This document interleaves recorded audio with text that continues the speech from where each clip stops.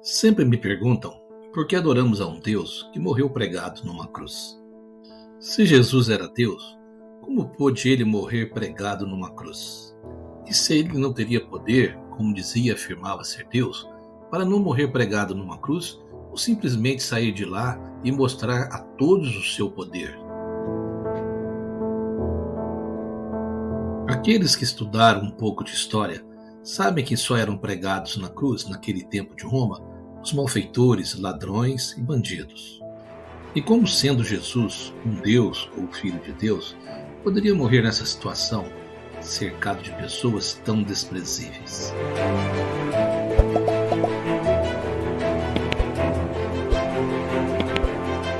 Vamos estudar um pouco da Bíblia para tentar explicar o motivo de Jesus ter morrido pregado na cruz e se esta morte foi uma derrota para Deus.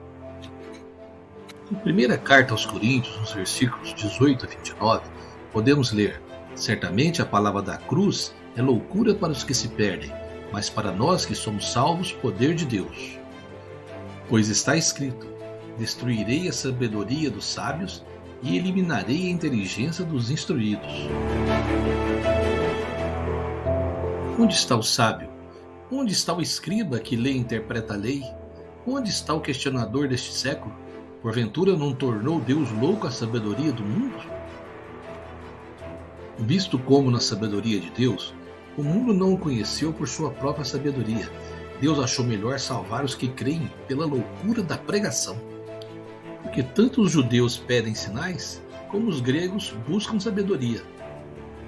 Mas nós pregamos a Cristo crucificado, escândalo para os judeus, loucura para os que não são judeus. Mas para os que foram chamados, tanto judeus como gregos, pregamos a Cristo, poder de Deus e sabedoria de Deus. Porque a loucura de Deus é mais sábia do que os homens, e a fraqueza de Deus é mais forte do que os homens. Irmãos, reparai, pois, na vossa vocação, visto que não foram chamados muitos sábios segundo a carne, nem muitos poderosos, nem muitos de nobre nascimento. Pelo contrário, Deus escolheu as coisas loucas do mundo para envergonhar os sábios, e escolheu as coisas fracas do mundo para envergonhar as fortes. E Deus escolheu as coisas humildes do mundo e as desprezadas, e aquelas que não são, para reduzir a nada as que são, a fim de que ninguém se glorie em seus próprios méritos na presença de Deus. A cruz está tão acima da razão humana que parece loucura, mas é o poder do próprio Deus. Quem crê na cruz, vive o poder. Ver um homem pregado na cruz e dizer que este homem é Deus, o Filho de Deus, e que ele fez isto para apagar os pecados dos homens, parece no mínimo loucura para aqueles que não creem. Por que então Jesus, o Filho de Deus, deveria morrer pregado na cruz pelo perdão dos pecados da humanidade, se nem ao menos ele pecou? Vamos entender a história da cruz. Para entender a história da cruz, precisamos ir lá no princípio de tudo, no livro de Gênesis, quando Deus iniciou a sua criação. E Deus criou o homem para ser uma expressão de si. O homem foi feito à sua imagem e semelhança. O Senhor o formou para ser semelhante a ele e para ser o seu representante legal na terra. O homem tinha intimidade com Deus. Deus passeava à tardinha para conversar com Adão. Ouvindo o homem e sua mulher os passos do Senhor Deus, que andava pelo jardim quando soprava a brisa do dia, esconderam-se da presença do Senhor Deus entre as árvores do jardim. Mas o Senhor Deus chamou o homem perguntando: onde está você? E ele respondeu: ouvi teus passos no jardim e fiquei com medo, porque estava nu, por isso me escondi. Deus estava ali para compartilhar, conversar e se relacionar com Adão e Eva, pois para isso ele os havia criado, para serem amigos íntimos. Nisso também está o prazer do homem. Quando está em comunhão com o Senhor, sua vida tem sentido, porém quando perde este propósito de vista, se torna vazio e vagante. Qual o objetivo da criação do homem? Em Gênesis 2,15, temos: tomou, pois, o Senhor Deus ao homem, e o colocou no jardim do Éden para o cultivar e o guardar. Deus tinha dois propósitos para Adão em relação ao jardim do Éden: lavrá-lo e guardá-lo. Adão deveria sujeitar a terra e dominá-la. Deus colocou o jardim como um foco de luz no meio das trevas. O Éden era o quartel-general de Deus aqui na terra, e nele estava Adão, representante do Senhor. Adão tinha de dominar a terra e governá-la. Multiplicai-vos, enchei a terra e sujeitai-a. Por que Adão tinha de guardar o Éden? Guardar de quem? Quando olhamos para o texto de Gênesis que diz: o Senhor Deus tomou o homem e colocou no jardim do Éden para cultivá-lo e guardá-lo. Ao analisar bem o texto com atenção, veremos que existe uma ordem de Deus para que Adão realize duas coisas bem importantes. Primeiro, cultivar, e segundo, guardar o jardim. Aí vem uma pergunta e junto com ela um questionamento. Guardar o jardim do quê? Guardar o jardim de quem?